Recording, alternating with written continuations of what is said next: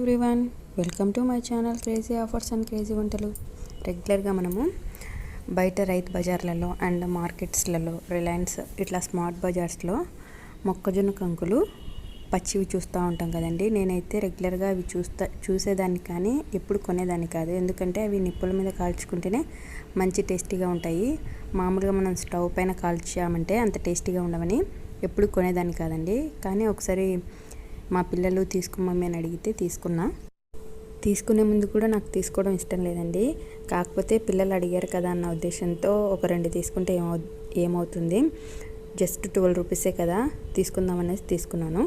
తర్వాత మామూలుగా స్టవ్ మీద కాల్చే కంటే ఇట్లా పుల్కాస్ కాల్చేది ఉంది కదా, దాని మీద కాల్చి చూద్దాం ఒకసారి ఎలా ఉంటుందో టేస్ట్ అని ఒక ఐడియా రావడంతో నేనేం చేశానంటే అది పెట్టేసి బాగా హీట్ చేశాను. చూస్తున్నారు కదా, మీకు కనిపిస్తుంది రెడ్గా, అది నిప్పుల్లాగే తయారైపోతుంది కొంచెం బాగా హీట్ అయిన తర్వాత.